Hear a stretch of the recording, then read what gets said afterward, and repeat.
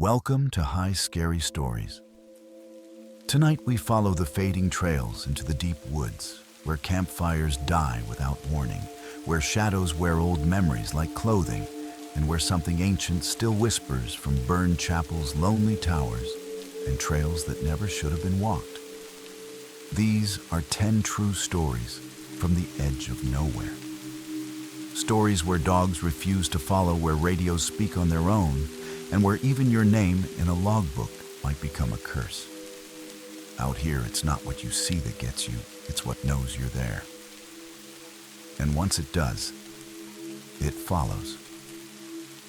This is High Scary Stories. Let's begin. Story 1. The Choir in the Burnt Chapel. Back when I was 19, I spent a summer working with a wildlife research team in southern Louisiana.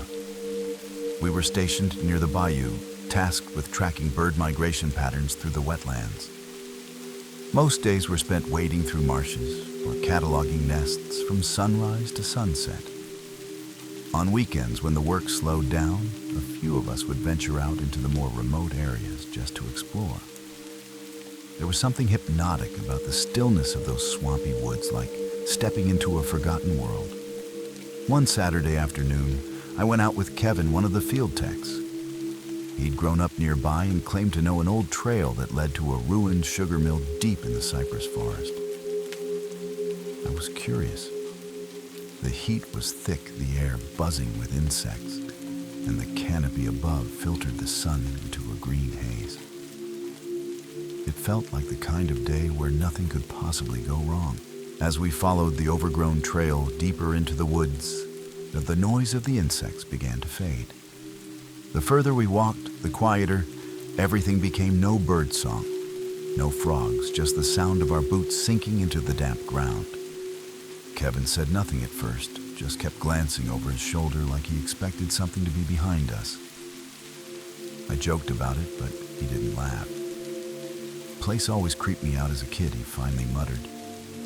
My cousin swore he saw lights out here one night. I raised an eyebrow but didn't press. A few minutes later, we came to a clearing. In the middle stood the remains of a small building, sunken and charred, almost hidden by the trees. What was left of the roof had caved in, but the shape was unmistakable. It had once been a chapel.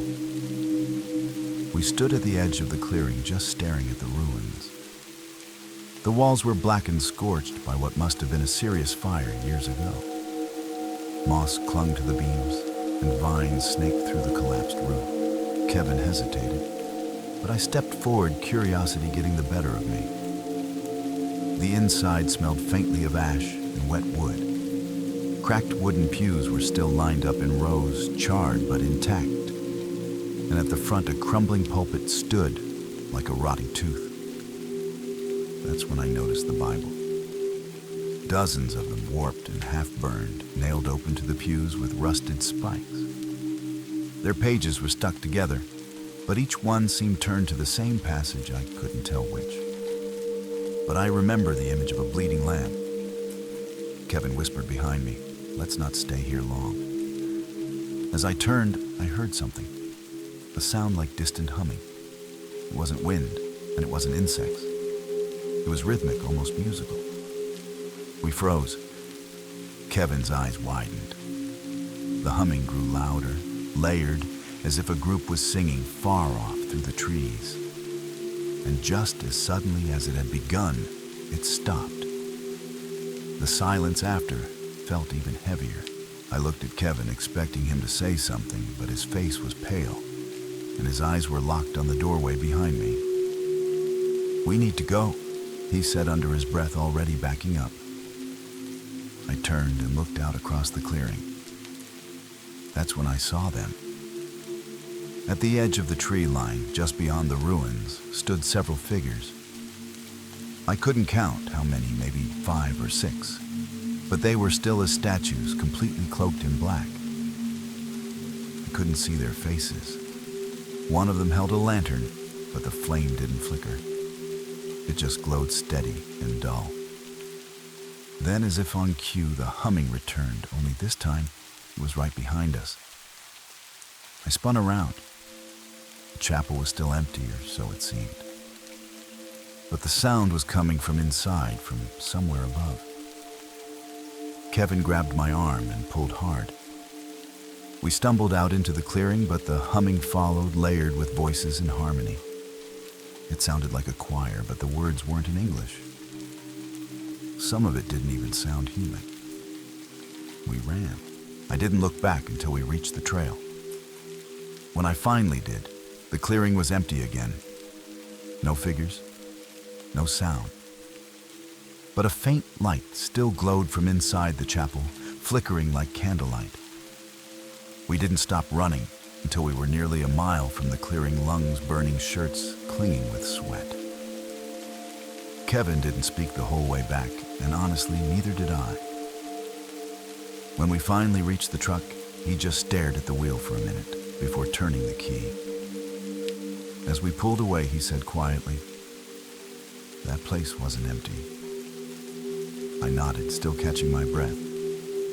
The sound had followed us, faint and distant, almost like it didn't want to be left behind. That night I couldn't sleep. Every time I closed my eyes, I heard the choir again. Those voices layered and strange, repeating the same word over and over, a word I didn't understand but couldn't forget.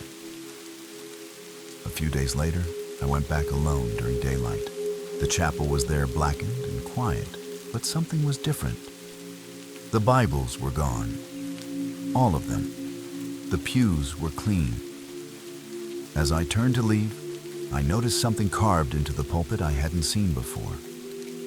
4 words scorched into the wood. "You heard us once." I haven't gone back since. Kevin left the research team a few weeks later without saying goodbye, and I never heard from him again. Sometimes I wonder if he saw more than he let on that day, if those figures in the woods meant something personal to him. For a while, I convinced myself it was all just a trick of sound and fear, some strange echo or leftover trauma from a burned-down church. But then came the dreams, always the same. I'm back in the chapel alone, the walls intact, the air warm with candle smoke. The choir starts softly, then rises until it's deafening, vibrating through my ribs like thunder.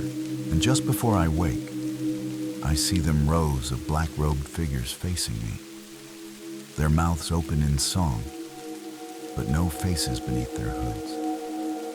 Every time I wake with that same word from the chant, still in my head, sharp and unshakable, though I still don't know what it means. But I know this: it wasn't meant for just hearing. It was meant for remembering.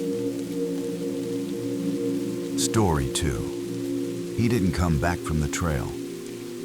2 winters ago, my best friend Leo and I decided to take a short backpacking trip through the northern ridge of the Rockies. It was something we had talked about doing for years, ever since college, but life had a way of getting in the way. That January, we finally made the time. The plan was simple: just 3 days in and out, no cell service, no distractions. We were both experienced hikers and had done colder treks before, so we packed light but smart. The trail was beautiful that time of year, all pine and snow, quiet as a cathedral. The cold had a kind of purity to it. On the second morning, the snow had dusted everything clean, and Leo suggested we split up for a bit. He wanted to follow a game trail to scout for elk tracks, while I circled back to collect our gear. We set a meeting point, laughed about who would get there first, and went our separate ways. That was the last time I saw him. At first, I wasn't worried. Leo was always the more adventurous one, always wandering off to explore every side path or strange tree formation he found. I figured he'd just gotten caught up in something interesting. But as the sun climbed higher and the shadows shifted, I started to feel the weight of the silence. Our meeting point was a small frozen creek just beyond a ridge. I waited there for nearly an hour, pacing, calling his name, even blowing my emergency whistle once. No response. That's when I noticed something strange. There were no fresh tracks in the snow leading to the creek, not even my own from earlier. It was as if the snow had somehow erased everything. I told myself maybe the wind had blown over them, but the air was still, and the forest suddenly felt too quiet. I started retracing Leo's path, calling his name louder now, hoping for an echo or any sign of movement. But the woods were heavy, blanketed in snow and silence. I found the trail he'd taken, a narrow game path, winding through thick pine, and followed it carefully, watching for prints. About 20 minutes in, I finally saw tracks, but they were odd. They looked like Leo's boots at first, but the stride was wrong, uneven, like he was dragging one leg. I followed them until they abruptly stopped at a clearing. No prints beyond that point. Just untouched snow. I stood there, turning in circles, heart pounding. Then I saw something half buried under a drift near a tree. It was Leo's glove. Inside was a small folded paper, like it had been placed there intentionally. I unfolded it with shaking hands. It was blank, completely white, not even a crease line where it had been written on. My breath fogged the air as I stood frozen, the quiet pressing in around me. Then I heard it deep in the trees, a low humming sound, faint but steady like a man's voice, repeating the same tone over and over. I was no longer alone out there. I backed away from the clearing, the humming growing slightly louder, though I couldn't tell which direction it was coming from. My instincts were screaming at me to leave.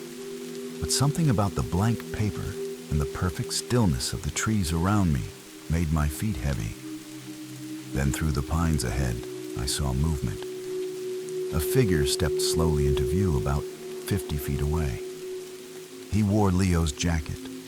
Same color, same patches, even the same small rip near the elbow. But he moved strangely stiff and measured, like someone mimicking how a person should walk.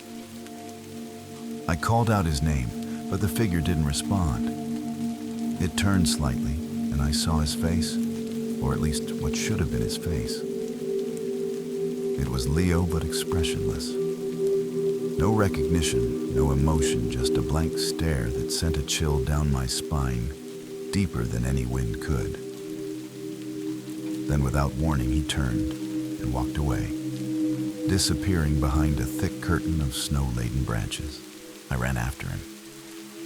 But when I pushed through, the forest was empty again. No footprints, no broken limbs, just fresh snow. The humming was gone now, too. Only the silence remained heavy and watching. I didn't sleep that night. I sat by the fire, knife in hand, waiting for something to return. Nothing did. At first light, I packed everything and hiked out alone, constantly glancing over my shoulder, listening for that hum. When I finally got back to the trailhead, I called the rangers and reported Leo missing. They launched a search immediately, and I stayed in the area for days, helping where I could. But there was no sign of him.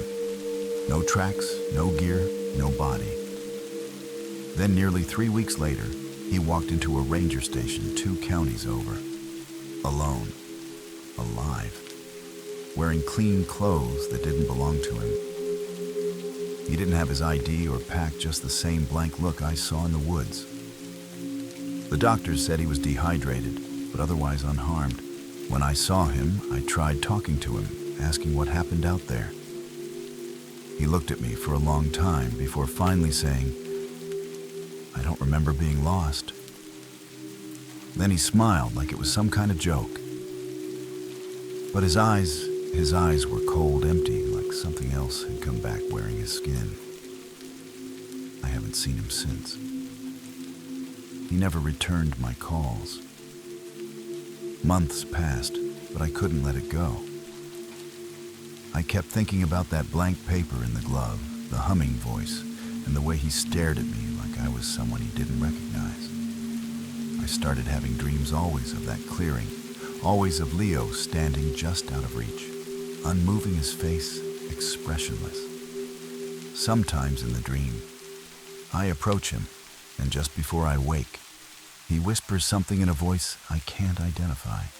I've written down what I remember, and though the words are always different, one phrase repeats, "You let me in." I've tried to convince myself it was trauma, fear, maybe even grief playing tricks. But deep down, I know something stepped out of those woods wearing my friend's shape. And every once in a while, I get this feeling like I'm being watched again, like something from that frozen trail is still with me, still waiting. Story 3. The One That Wasn't a Deer. I was house-sitting for my cousin in rural Pennsylvania last fall, while she and her husband took their kids to Florida. They lived on a quiet stretch of land surrounded by dense forest and cornfields, the kind of place where cell service flickered in and out, and the nights felt like stepping into another century. The house sat at the edge of a large wooded area, with a small clearing in the back, where deer often wandered at dusk. It was peaceful, oddly comforting. Every evening I'd sit on the porch with a cup of coffee and watch the tree line, sometimes catching a glimpse of a fox or a few does moving silently through the brush.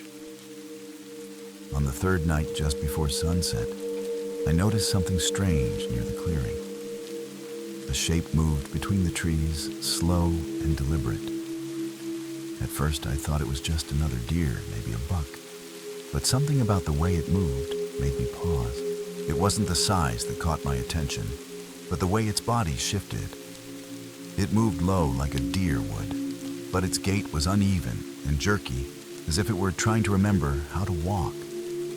I leaned forward, squinting into the twilight, and for a moment it vanished behind a cluster of trees. When it stepped out again, it was closer. Still too far to see clearly, but I could tell it wasn't grazing or sniffing the ground like a deer usually did. It was facing my direction, unmoving. The air around me suddenly felt heavier, and the evening sounds of crickets and birds cut off like someone had hit a switch. I told myself it was nothing, maybe just a weird angle or shadow, but I couldn't shake the feeling that whatever was out there wasn't part of the forest. It was pretending. I stood up and stepped off the porch, curiosity edging out common sense. The shape was still there, barely visible now as the last light drained from the sky. I moved slowly toward the clearing, stopping just before the tall grass began. That was when it shifted again. It took a step forward on all fours, but its legs bent at the wrong angles. Not broken, just wrong. Too long, too fluid in one moment and stiff the next. I froze, heart thudding. It raised its head, and for the briefest second I thought I saw a face. Not a deer's face. A pale, elongated shape with eyes too far apart and dark as holes. It didn't blink. I backed up slowly, careful not to make a sound. Then, without warning, it darted sideways, impossibly fast, disappearing into the trees. No crunch of leaves, no sound at all. Just gone. I stood there for another minute before turning and rushing back inside, locking the door behind me. I turned off the lights and looked out through the blinds. The clearing was empty. But just as I began to exhale, I noticed something in the glass. A faint reflection behind me. Something tall and still standing in the hallway. I spun around so fast, I nearly tripped over the rug, but the hallway was empty. Nothing there. No sound, no movement. Just the dim light from the kitchen spilling across the floor. My heart was racing. Breath caught somewhere between panic and disbelief. I stood frozen for a moment, staring into the shadows, waiting for something to emerge. When nothing did, I slowly walked back to the front window, keeping my back to the wall. The clearing was still empty, but the trees now seemed farther apart, like something had moved them. Then came the sound. A soft scraping at the back door. not knocking. Scraping, like nails dragging slowly across wood. I crept through the house, not daring to turn on any lights, and peered through the kitchen window. There was nothing there, just the moonlight on the porch. But the scraping continued. I reached under the sink and grabbed the old crowbar my cousin kept there for emergencies. I was done being quiet. I flung the back door open and stepped out. The porch was empty. But in the dirt just beyond the steps were tracks, not hooves, bare human feet. Only they were wrong. Too long. Toes spread too wide. They trailed off into the woods behind the house, and as I stared at them, I realized something else. They were facing the house. Whatever it was, it had been standing there watching me, waiting. I didn't sleep that night. I stayed on the couch with the crowbar in my lap, every light in the house turned on.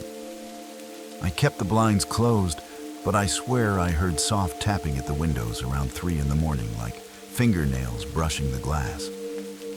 When the sun finally rose, I stepped outside to check the yard. The tracks were gone, not faded or blown over gone, as if nothing had ever been there. I packed my things and left before noon, not even bothering to wait for my cousin to return. I told her there was a power issue and that I didn't feel comfortable staying alone. I didn't mention the figure, or the tracks, or the face in the trees.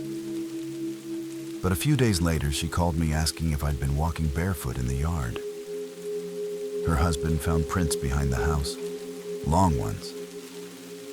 She laughed, thinking it was a prank. I didn't laugh back. I just told her to keep her kids inside after dark. Weeks passed, but I couldn't shake the image of that thing in the clearing.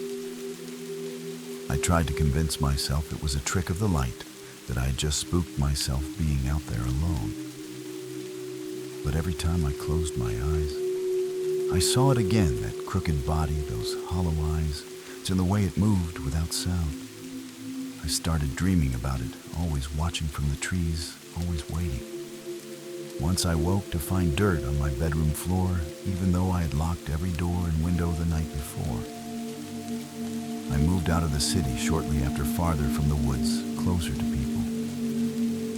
But sometimes when I walk past a window at night, I get the feeling something is watching me again.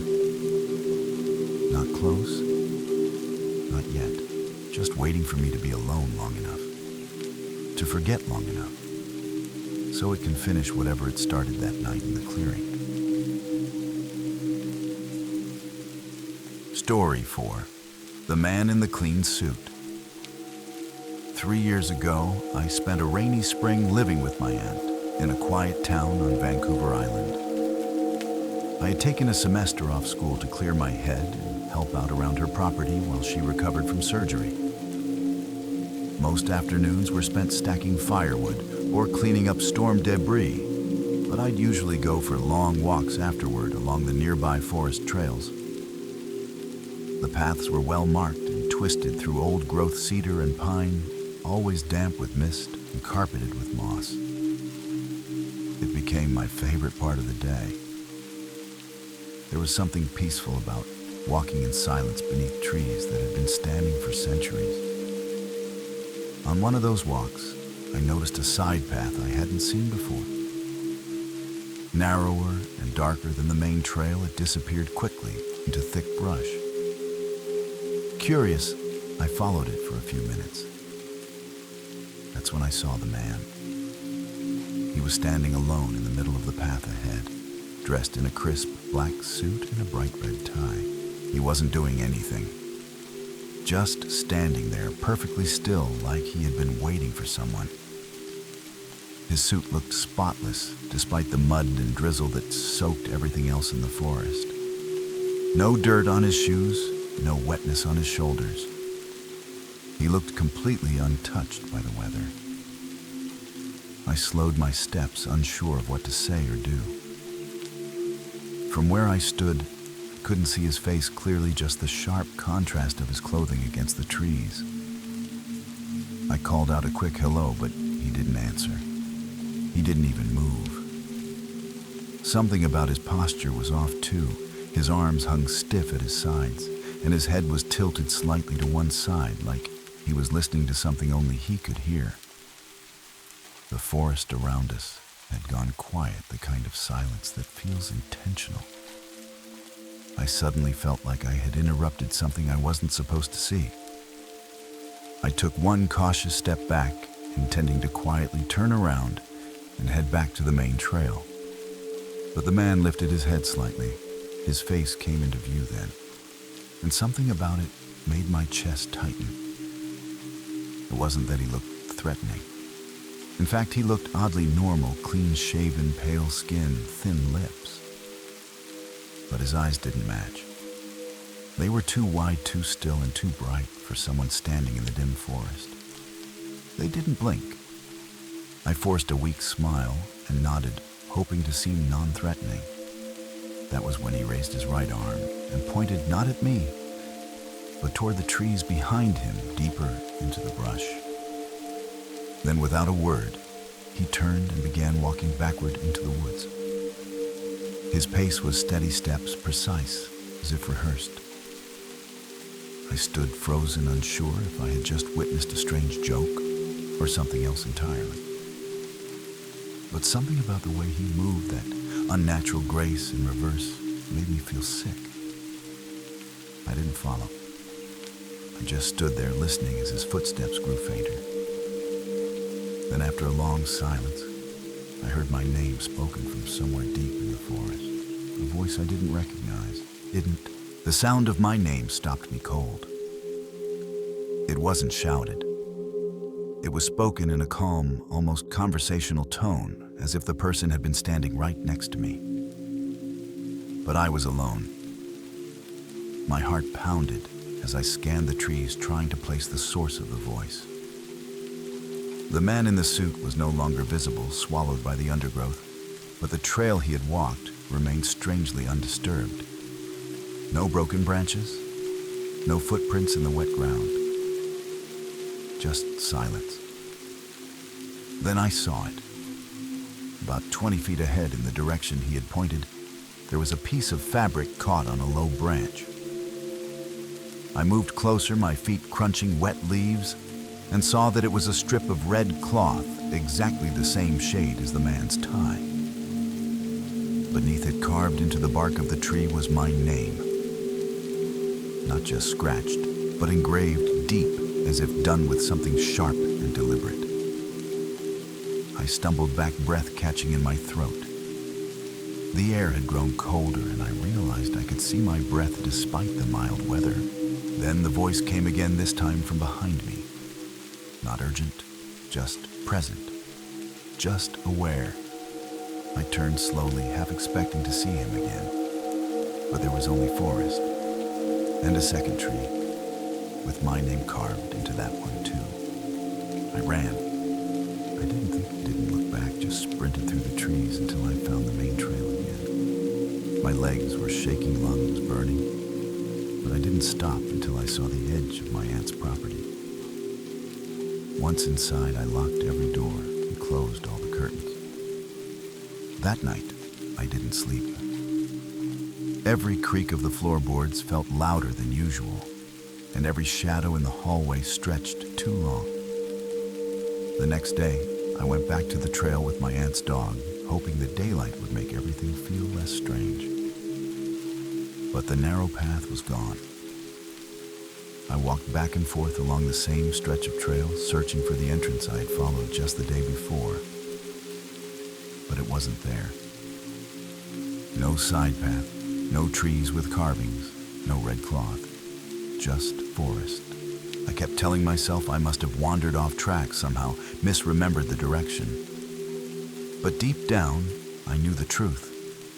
That path had never been part of the trail, and that man who never blinked had been waiting. Not for anyone.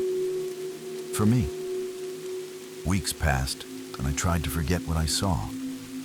I told no one, not even my aunt, though I avoided that part of the forest entirely from then on. But some nights, just before I fall asleep, I hear footsteps outside my window. Not fast. Just one step every few seconds, like someone pacing. I never look. A month later, out of curiosity, or maybe some need to prove it to myself, I checked the wildlife camera my aunt had set up by the edge of the woods. Most nights, it showed raccoons, the occasional deer. But one frame stood out. A man in a black suit standing perfectly still, facing the camera, the red of his tie barely visible in the night vision glow. The next frame was empty. There was no record of him arriving or leaving. Just one still image. I deleted the footage and haven't gone near those woods again. But I still wonder if I had followed him. If I had taken just one step deeper into the trees, would I have found where he came from or never come back at all? Story 5. We burned something we shouldn't have. Last summer, a group of us planned a long weekend camping trip to a remote island off the coast of Washington. It was the kind of place you had to kayak to just a speck of land covered in fir trees with a rocky beach and a small clearing for tents. There was no cell service, no buildings, no signs of civilization, just trees and water. It felt like the perfect place to unplug and reset. We were 6 in total, mostly friends from college, plus Leah, a new addition who came as someone's +1. She was quiet but friendly, carried around a beat-up sketchbook, and said almost nothing during the boat ride over. That first night, we built a fire, cooked, drank, and laughed under the stars. Leah sat apart from the group, staring into the flames. When I asked if she was okay, she said she brought something she needed to burn. At the time, we thought she was joking. The next morning, Leah pulled a bundle from her pack, wrapped in cloth and tied with twine. She didn't say anything as she placed it beside the fire pit. The others were out collecting driftwood, so it was just the 2 of us. I asked her what it was, and she simply said it was something she made years ago, and that it had brought her nothing but bad luck. She said it was time to let it go. Curiosity got the better of me, and I peeked when she unwrapped it. It was a small wooden sculpture, maybe a foot tall, carved with strange angles and dozens of tiny faces etched into every side. None of the faces looked human. That night, once the fire was going, she placed it in the flames without ceremony. The wood hissed and cracked like it was wet, and for a moment I swore the fire changed color. As the sculpture burned, the air seemed to grow heavier, like the smoke pressed down instead of rising. The others came back and laughed when they saw it joking about cursed objects and haunted driftwood. Leah didn't respond. She just watched, eyes wide and glassy. Eventually, the fire died down and we settled into our tents. Sometime after midnight, I woke up to the sound of whispering just outside the nylon wall. I thought it was the others maybe still up drinking, but when I stepped outside, the camp was silent. Everyone was asleep, but there were footprints in the ash around the fire pit. Barefoot, wide, the kind you would expect from someone with long toes and no arch. I didn't mention it the next morning. We all acted normal, even though no one said much. Leah looked pale and withdrawn, like she hadn't slept. That evening, the wind picked up, and strange noises echoed through the trees. Not animals, not the usual creaking of branches. It sounded like voices repeating the same phrase, but in a language none of us knew. I asked Leah if she heard it too. She didn't answer.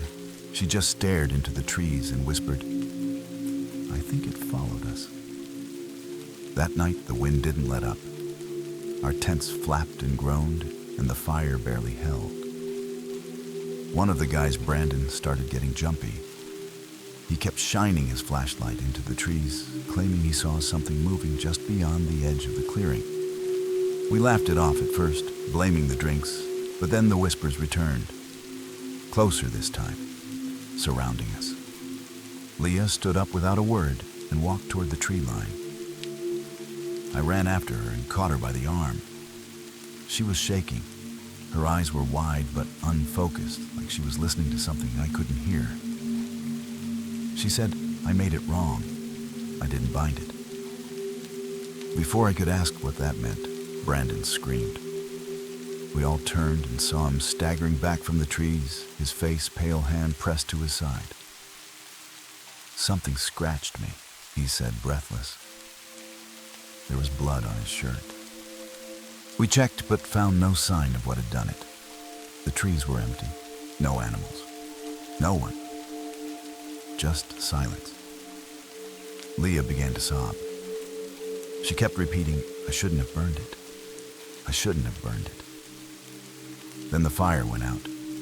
Not slowly. 1 second it burned, the next it was gone, like something had swallowed the flames whole. And in that moment of darkness, we heard breathing. Not ours. Deep, ragged, and just inches away. Panic took over. Someone yelled to grab the flashlights, but all of them flickered and died within seconds, as if something drained them all at once. I grabbed Leah's hand and pulled her toward the kayaks, shouting for the others to follow. We stumbled through the dark, tripping over roots and rocks, barely able to see. Behind us, we could still hear the breathing, slow and steady, moving through the camp like it belonged there. When we reached the shore, the tide had risen higher than normal, swallowing most of the beach. One kayak was already gone, swept out, or taken, we never knew. Somehow, we managed to push off and paddle in silence, the island shrinking behind us. None of us spoke, until we reached the mainland at dawn. Leah didn't say another word the entire ride home. She just stared ahead, as if expecting to see something in the trees along the shoreline. When I dropped her off, she turned to me and whispered, "You don't destroy it with fire. You feed it." Then she walked away and never contacted any of us again. A month passed before any of us spoke about what happened. Brandon ended up with a deep infection in the wound on his side, even though it was only a surface scratch. Doctors couldn't explain it. Another friend started having vivid nightmares of being watched from the woods, always by something he couldn't quite see. As for me, I began to hear the whispering again. Not every night, but often enough to dread falling asleep. It comes when the room is dark and still, just like it was on the island. Sometimes I wake up to find ash on my windowsill, fine and gray, even though I live nowhere near a fireplace. I've searched online for answers for anything about objects like the one Leah burned, but I've never found anything that fits. Only this feeling that whatever we freed out there never really left. And sometimes when the lights flicker for no reason, I think about her words. We didn't destroy it. We gave it a name. We gave it a way in. Story 6. The radio that answered back. 2 years ago, I was driving cross-country to visit my brother in Arizona. I had taken a long detour through New Mexico to avoid a major storm, and ended up on a stretch of highway that seemed to go on forever. No towns, no gas stations, just desert and power lines. It was late afternoon when I stopped at an old rest area that looked like it had not been used in years. The paint on the building was peeling, the vending machines were empty, and there was no one else in sight. I sat in my car for a while, listening to the low hum of the engine and flipping through local radio stations out of boredom. Most were static. One station played faint mariachi music before cutting off completely. Then I found something strange. A station with no music, no ads, just silence. And then a voice came on. Calm, measured, speaking directly to me by name. I froze. The voice was male, smooth but flat, like someone reading from a script. It said my name twice, followed by the phrase, "You're almost there." I looked around the lot, expecting to see someone nearby with a transmitter or playing a prank, but the place was still completely empty. My phone had no signal, and the nearest sign of civilization was miles behind me. I turned the radio off, waited a few seconds, then turned it back on. Static. I flipped through every frequency again. Nothing but hissing noise until I hit that same dead channel. This time the voice returned. It said a different sentence. You should not have stopped. Then silence again. I shut the radio off for good. But even with the windows up and the desert wind blowing, I thought I could still hear the voice. Only now it wasn't coming from the radio. I started the engine and pulled out of the rest area, heart-pounding eyes flicking to every mirror. The sun was beginning to dip low, casting long shadows across the road. I kept the radio off, but the silence inside the car felt unnatural, almost forced.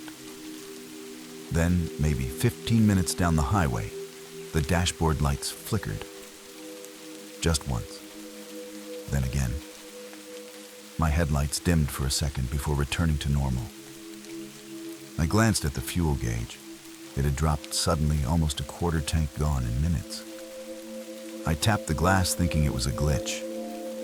That was when the voice returned. Not through the speaker. It came from the back seat. A whisper just above a breath, repeating the same phrase again and again. Turn around, turn around, turn around. I slammed on the brakes and spun around, but the seat was empty. Nothing there. The air smelled faintly like ozone, and for the first time, I noticed that the hum of the tires on the pavement was gone. Dead silence. No wind. No insects. Just my own breathing and the faint sound of a voice that no longer needed the radio to be heard. I forced myself to keep driving. I didn't care where the next town was. I just needed lights, people, anything that wasn't empty desert and whispering voices. But the road seemed longer now, twisting in ways I didn't remember. The same stretch of cracked asphalt over and over. I passed the same mile marker 3 times. I knew because it had a dent in the metal, and someone had spray painted the number 13 over the original digits. My hands were shaking on the wheel. Then the radio, still turned off, lit up again. The screen glowed faint green, and the knob turned by itself, cycling through static before settling on the silent station. The voice returned louder, now clearer. It said, "You heard me once. Hear me again." I yelled, demanded to know who it was, what they wanted. The response came slowly, each word separated by a long pause. "You are already there." My engine cut out. The car rolled to a stop even though the battery and fuel were fine just moments ago. I was surrounded by nothing but dust and dusk. Then something knocked 3 slow taps from inside the trunk. I stared into the rearview mirror, unable to breathe, as the latch clicked open behind me. Something inside wanted out, and it had known my name before I ever tuned the dial. I didn't wait to see what was in the trunk. I jumped out of the car and ran down the road, shoes slipping on gravel, lungs burning in the dry air. I didn't look back. I didn't want to see what had followed me this far. After what felt like forever, I saw headlights coming toward me, a dusty old pickup truck driven by an older man with a lined face and tired eyes. I waved him down, desperate, barely able to speak. He let me in without asking many questions. As we drove, I glanced back. My car was still there, lights off, trunk wide open. But no one was near it. I tried to explain what happened, stumbling over my words.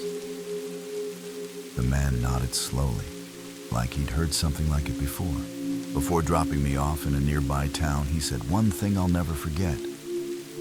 That station finds people who stop when they're not supposed to." He looked me dead in the eyes and added, "Next time, don't listen. Just keep driving. Always keep driving." I never recovered the car. When I gave the police the coordinates, They said no such rest stop existed along that stretch of highway. They checked, even flew over it, but found nothing but flat desert and road. No structure, no car, nothing. For weeks after, I heard faint bursts of static at random times at work in the shower, even when my phone was on airplane mode. It always lasted just a second or two. Once it said my name again so softly, I almost convinced myself I imagined it. I got rid of every radio I owned, stopped driving alone, and moved to a city where I could always hear traffic and people. But sometimes, just after midnight, when everything's quiet and the city noise fades, I hear the voice again, distant and waiting. I never respond. I never turn the dial. Because I know what happens when you answer back. It doesn't need speakers anymore. It only needs silence. Story 7. The Stuffed Bear in Blaze Orange. Every November, I spend a week hunting in northern Minnesota on land my grandfather once owned. It is deep country, all pine and frozen creeks, with no phone signal and barely marked trails. I go alone partly out of tradition and partly because I like the silence. My grandfather taught me how to track and dress deer before I could drive, and I still use his old tree stand near the edge of a shallow ridge. The mornings are bitter cold, but the kind of cold that clears your head and sharpens your senses. I arrived just after dawn on the third day of my trip, same as always, parked at the base of the trail, hiked in with my gear, and climbed up into the stand. Everything felt normal. Still, familiar. I poured myself some coffee from a thermos and watched the treetops sway in the wind. That was when I noticed something strange tied to a branch nearby. A stuffed bear, weathered, and wearing a tiny blaze orange vest. At first, I thought maybe some other hunter left it there as a joke or some kind of weird trail marker. But the bear looked old, not like it had been dropped recently. Its fur was matted with dirt, and one of the button eyes was missing. The blaze orange vest, though, was almost spotless, too clean for something left out in the elements. I scanned the surrounding trees, but saw no sign of anyone else. No fresh tracks, no rustling. Just that odd little bear swinging gently from the branch, as if it had been placed there on purpose.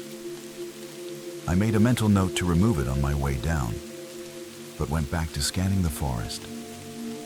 Still, I kept glancing at it. And each time I looked, I swear it had shifted just slightly, like its head had turned a bit more in my direction. As the morning wore on, the forest stayed unusually quiet. No squirrels chattering, no birds overhead. Even the wind felt muffled somehow. I kept watching the tree line, hoping to spot a deer, but every time I tried to focus, my eyes drifted back to the bear. It was still hanging there, maybe 10 yards from my stand, but now it faced me more directly.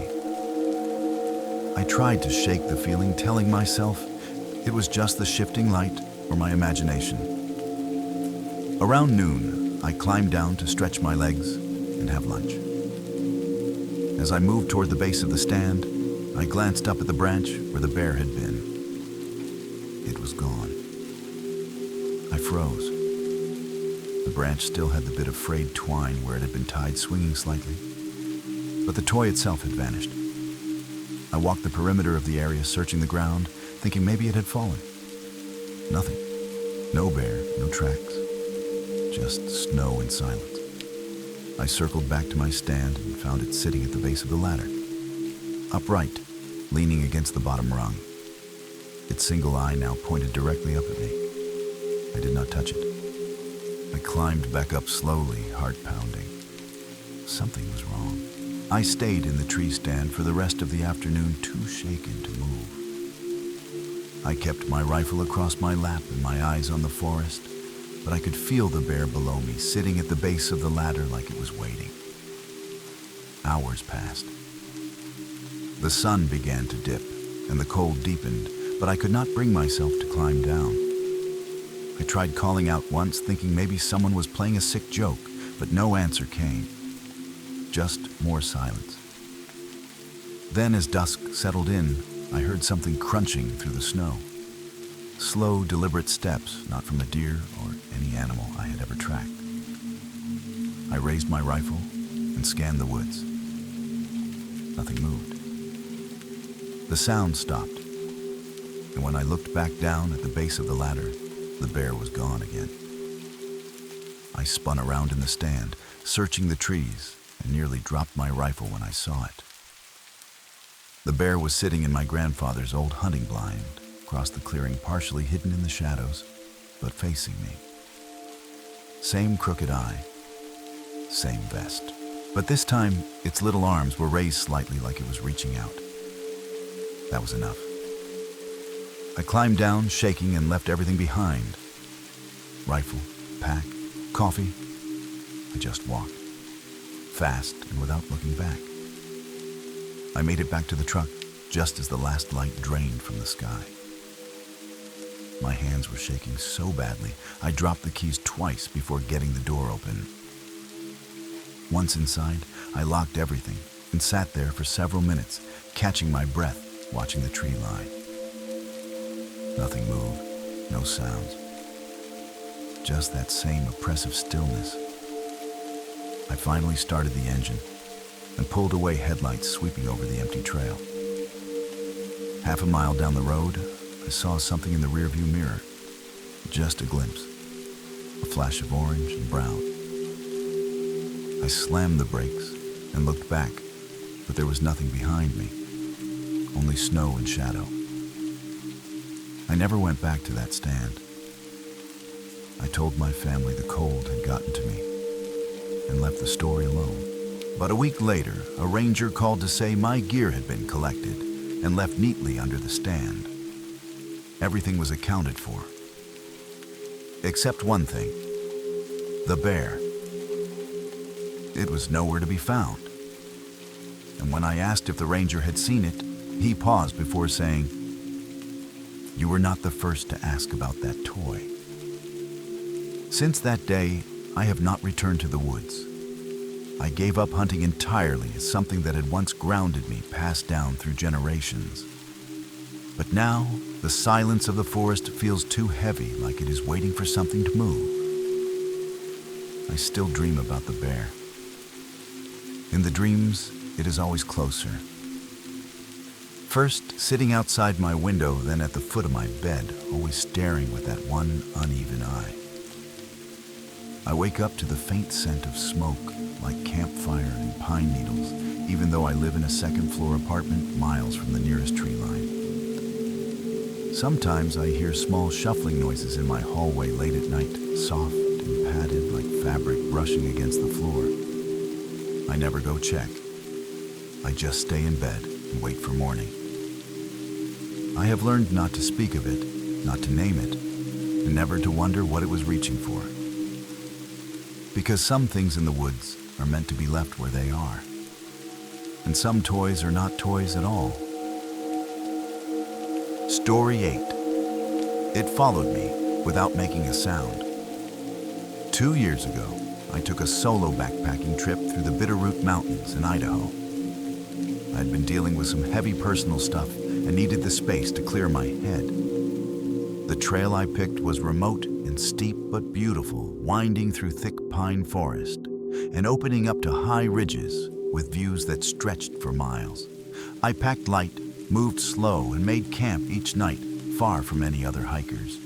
On the third evening, I found a quiet spot beside a small alpine lake.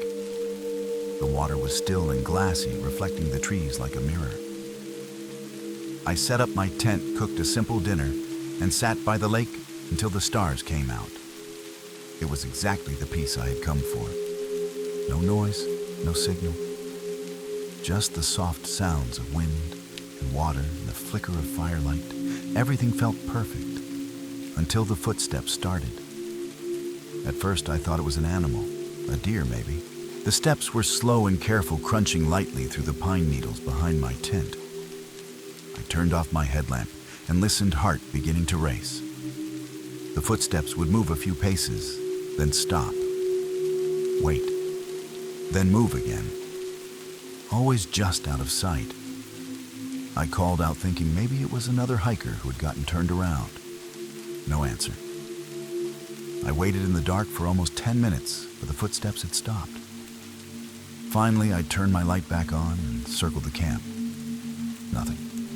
No prints, no movement in the trees. Just the soft lap of the lake against the rocks. I told myself it was just nerves and crawled into my sleeping bag. But just before I fell asleep, I realized something strange. The steps had circled my tent completely. The next morning, I stepped outside expecting to find some kind of tracks, maybe animal prints or broken branches, anything to prove I hadn't imagined the footsteps. But the ground was undisturbed. No prints, no drag marks, nothing. It was like no one had ever been there but me. Still, I packed up early and decided to hike further off trail toward a nearby ridge I had marked on my map. I needed to clear my head. But as I moved deeper into the woods, the feeling of being watched only grew stronger. Every time I stopped to drink water or check my bearings, I thought I saw movement just beyond the tree line. A flicker of gray, the shape of a shoulder behind a trunk. I would stare waiting, and it would be gone. The wind had died by late afternoon, and the forest grew oppressively still. That was when I heard it again, footsteps just like the night before. But this time they were in sync with mine. Every step I took, something behind me mirrored it exactly. I turned around fast, expecting to catch whatever it was. But there was only silence. No sound. No movement. Just the forest holding its breath. I decided to set up camp early that evening, too uneasy to keep going. I picked a small clearing with good visibility on all sides, far from water or game trails. I built a small fire more for comfort than warmth and kept my flashlight close. As the sky darkened, the forest fell into complete silence. No birds, no insects. Just that unnatural stillness pressing in from every direction. Around midnight, I heard it again. Footsteps, not fast or heavy, just soft pacing at the edge of the clearing. I stood slowly, shining my light toward the sound, but the beam revealed nothing. The steps stopped when I moved. Then I heard something worse. Breathing, shallow and deliberate, not mine. It came from the far side of the fire just outside the reach of the light. I called out, no response. Then a shape moved tall and lean, not quite human, like a person whose proportions were just slightly wrong. I backed toward my tent, but it didn't follow. It stood still watching, and even though I pointed the flashlight directly at it, the light seemed to bend around its body, never fully revealing it. Then it spoke. Or at least I think it did. I didn't hear words. I heard my own voice repeating a memory I had never told anyone. A secret I had buried. Something that only I should know. My legs moved before my mind could catch up. I grabbed my pack, left the tent behind, and bolted through the trees with only the flashlight bouncing in my hand. I didn't follow a trail. I just ran downhill, crashing through brush and roots, not caring about noise or direction. Behind me, I heard nothing. No footsteps. No breathing. That was somehow worse. I stopped once to catch my breath, and in the beam of my light, I saw something scratched into a tree trunk ahead. My name, carved deep and jagged. Beneath it was the date. That day's date. I stumbled back, heart hammering. I didn't write it. I had never seen that tree before. But somehow, it had been waiting for me. I turned and ran again until the sky began to lighten. When I finally hit a dirt road and flagged down a ranger, I was shaking, filthy, and bleeding from dozens of cuts. I told him I got lost. That was all I could say. But I knew the truth. Whatever had followed me didn't need to chase. It already knew the path I would take. It had always been just a few steps ahead. I haven't been back to the mountains since. I moved to a city, surrounded myself with noise and lights and people. But late at night, when the streets go quiet and the wind slips between the buildings, I still sometimes hear it. Not footsteps exactly, more like the suggestion of movement behind me, just out of sight. I never turn around. I've learned not to. A few months after I came home, I started finding carvings in unexpected places. Under my desk, in the back of a closet. Always my name and always that same date from the woods. I stopped telling people. What would I even say? That something found me in the forest, and now it remembers that it walks like I do, breathes like I do, and knows what I fear most. All I know is this: somewhere deep out there, something quiet and ancient waits for those who wander alone. And once it learns your name, you never really walk alone again. Story 9. Only one name in the logbook. Last fall, I signed up to spend 3 nights at an old fire lookout tower deep in the Cascades. It was part of a Forest Service volunteer program, mostly just logging weather patterns and checking for smoke plumes.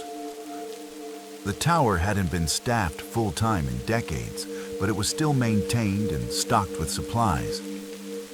Getting there required a 7-mile hike, winding up through thick forest and into alpine terrain. When I arrived, the tower was just as described: wooden frame steel stairs, glass windows on all sides. Inside was basic but clean. A cot, a desk, a propane stove, and a worn leather log book where each visitor recorded their stay. I dropped my pack, opened the book, and flipped back through the pages. People had written stories, drawings, jokes. But the most recent page stopped me cold. Dated 3 weeks earlier, it had only one line written in shaky handwriting. It said, "I am not alone up here." I stared at the line for a long time, wondering if it was a joke or just someone trying to mess with the next volunteer. Still, it stuck with me. I checked the rest of the tower for signs of damage or anything unusual, but everything looked fine. I unpacked, made dinner, and settled in with a book as the sun dipped below the horizon. The stillness up there was incredible. No cars, no voices, just wind and the creak of the old tower frame. But as darkness took over, I started to notice small sounds that didn't belong. Not the wind, not animals. Soft clicks like footsteps on the metal stairs outside. I got up and looked through the window. Nothing. I checked again later, and the log book had moved slightly, just an inch closer to the edge of the desk. I hadn't touched it since I arrived. I told myself it was nothing. Maybe I bumped the desk without noticing. Maybe the wind. But the next morning, I woke to find the log book open again. This time to a blank page near the back. A pencil lay beside it, neatly placed. I hadn't touched either. I checked the door, still locked from the inside. The tower only had one way in, one narrow staircase. That afternoon, I hiked the perimeter, thinking maybe an animal or person had passed through, but the ground was undisturbed. No tracks, no broken branches, just pine needles and silence. That night, as I was falling asleep, I heard it again. Slow, deliberate footsteps on the stairs. Not heavy, not hurried, just one step at a time. I sat up in the dark, barely breathing. The sound reached the landing, paused, and nothing. I waited with the flashlight in hand, but never heard retreating steps. Only silence. When I finally opened the door and looked down, the stairs were empty. No one there. But when I turned back, the logbook was open again. Another line had been written in the same shaky hand. It said, "Stop looking out the window. Start looking behind you." I backed away from the desk, heart pounding, skin cold. The air inside the tower felt heavier, like something unseen had settled into the room with me. I checked every window, every corner, even opened the trap door to the small supply space beneath the floorboards.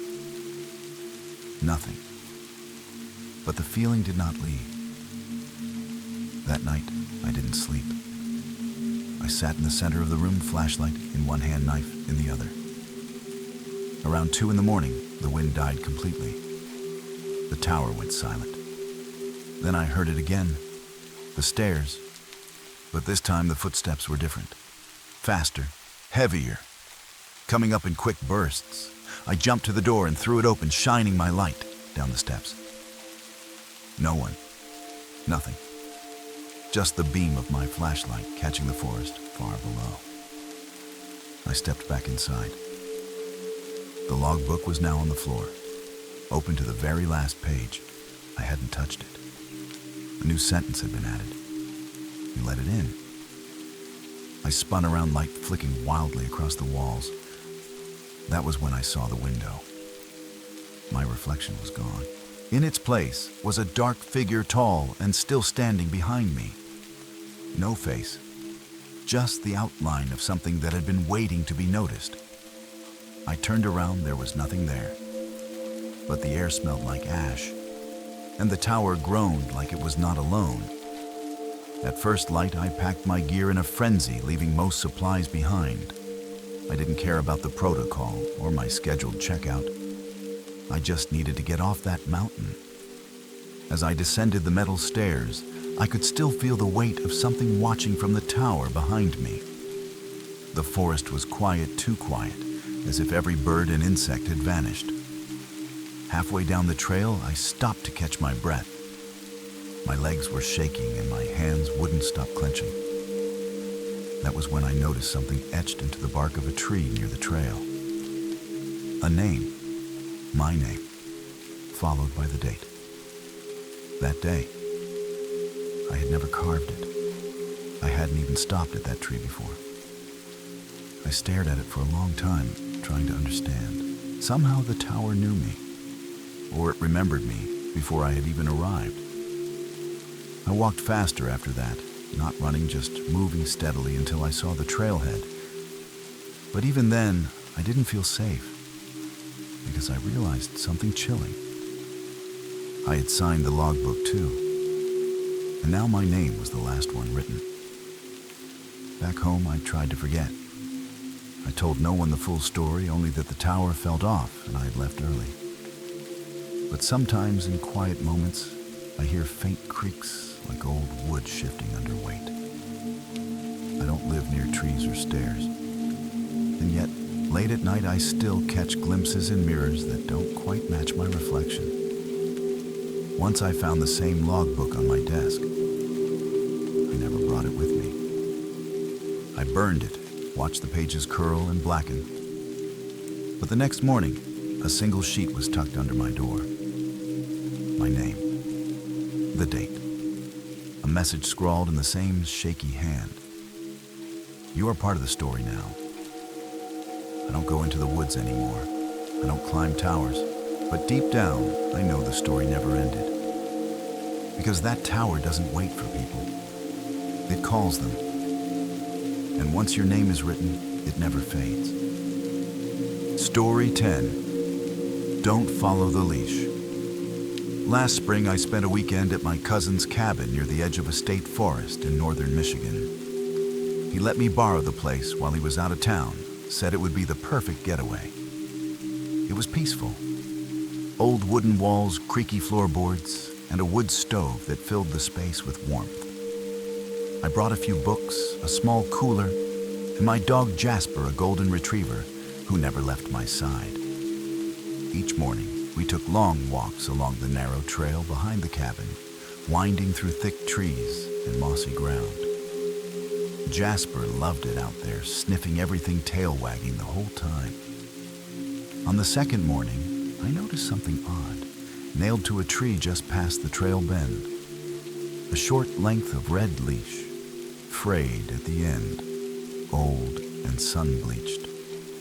Jasper stopped walking as soon as we saw it, ears perked and body tense. I knelt beside Jasper and tried to coax him forward, but he wouldn't budge. His eyes were fixed on the tree with the leash, and his body stayed low to the ground like he was afraid. I looked around, trying to spot what had him so spooked, but the forest was quiet. No movement, no sound. Just the leash swaying slightly in the breeze, as if it had just been hung there. I gave the leash a closer look. It was looped tightly around the bark like someone had tied it off in a rush. Beneath it, faint scratch marks ran down the trunk, deep and erratic. I tugged Jasper gently and turned us back toward the cabin. But even after we were home and inside, he kept looking toward the woods. He didn't eat much that night, and when the wind picked up after dark, he started to growl. That night, I woke to the sound of Jasper whining at the back door. It was almost 2 a.m. I got up to check on him, thinking maybe he needed to go out. But when I opened the door, he didn't move. He just stared into the woods, tail low, ears pinned back. I followed his gaze and saw nothing, just black trees and swaying branches. But something felt wrong. The air was too still, and the forest looked darker than it should have with the moon overhead. Then I noticed it. A flash of red between the trees. Another leash, hanging low and swinging gently. I stepped out onto the porch and felt Jasper press against my leg, trembling. I called into the woods, half expecting to hear another dog or a voice. But there was only silence. Then came the dragging sound, slow and steady like something being pulled across the ground. It moved just out of sight, pacing back and forth. I shut the door and locked it, heart pounding. Jasper didn't leave my side for the rest of the night. And I didn't sleep, because something out there was waiting. And it knew we had seen the leash. The next morning I told myself it had just been wind or animals, and that I was letting my imagination run wild. But Jasper refused to step outside. He sat by the window all day, watching the woods growling low anytime the wind shifted. I finally decided to walk the trail alone, just to prove there was nothing there. The red leash was still on the tree, but now it looked newer, less sun-bleached, almost like it had been replaced. A few steps beyond it, I saw another leash hanging from a branch, then another nailed to a stump, all the same kind, red, frayed, fresh. I kept going, curiosity pushing me forward, even though my gut screamed to turn back. Eventually, the trail vanished, and I found myself in a small clearing. In the center was a wooden post with a collar wrapped tightly around it. No leash, just the collar. And right below it, drag marks in the dirt, leading away. I turned to leave and froze. Something stood between the trees. Tall, impossibly thin, its head tilted like it was listening. In its hand hung a red leash, the same kind. It raised its arm slowly, offering it to me. I didn't run. I couldn't. My feet were locked in place, and my breath caught in my chest.